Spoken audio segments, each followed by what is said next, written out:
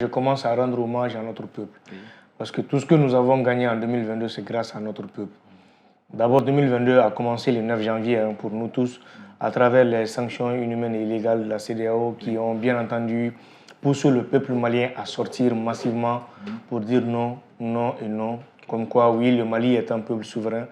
Et le prolongement, la prorogation de la transition est venue d'une décision des Assises nationales de la refondation qui a eu lieu, bien entendu, les 26, 27, 28, 29 et 30 décembre 2021.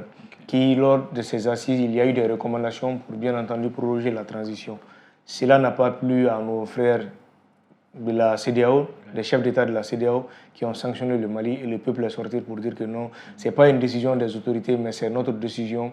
Unanimement, nous soutenons nos autorités et en aucune manière le Mali ne doit subir de sanctions et surtout que ce sont des sanctions qui ne s'inscrivent pas dans la légalité. Et en plus de ça, ils ont ajouté encore au panier des sanctions monétaires à travers l'UEMOA. Oui. Et après, bien entendu, nous avons continué, le Mali a continué à avancer. Et sur le plan économique, ça ne s'est jamais arrêté. Malgré ces sanctions, nous avons continué à payer les salaires. Malgré ces sanctions, il y a eu des revendications auxquelles nous avons fait face à hauteur de plus de 200 milliards de francs CFA. Oui. Il y avait eu des recommandations qui demandaient un ajustement, une harmonisation de la grille salariale. Et ça, nous l'avons acté et nous avons fait face à cela.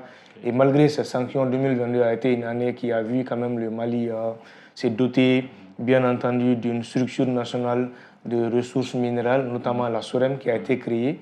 Oui. Et 2022 a été une année où nous avons créé des universités qui ne sont pas encore fonctionnelles, ça veut dire opérationnelles, mais qui sont quand même créées. Oui. L'université de Sikasso, de Gao, de Tombouctou. Et 2022 a été aussi une année où, bien entendu, l'hôpital militaire de Banankoro est sorti des terres. Nous avons vu déjà les images à la télé l'autre jour pour un montant de 26 milliards de francs CFA. 2022 a été une année aussi où nous avons lancé des usines de filature de coton, notamment à Kouchala et bien entendu à Bamako ici. Et 2022 a été aussi une année aussi où, dans le secteur privé cette fois-ci, c'est vrai que ce n'est pas l'État qui a directement intervenu, mais l'État favorise l'investissement dans notre pays. Où nous avons un compatriote qui a ouvert une usine métallurgique à Caille pour un montant de 5 milliards de francs CFA. Quelque chose que moi j'encourage d'ailleurs parce que ce sont ces unités industrielles qui permettent de créer de la richesse.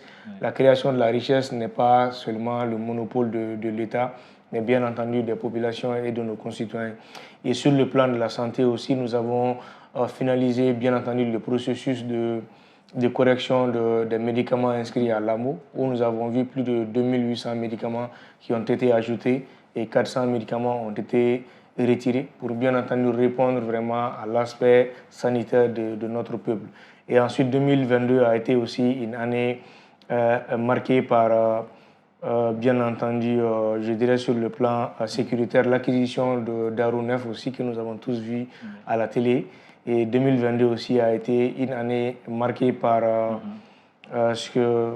donnez-moi un plan, un secteur, je pourrais bien entendu intervenir sur ça. D'accord, oui, j'ai parlé du secteur pour vous, le bilan 2022, oui, à mi-parcours. C'est vraiment nettement positif.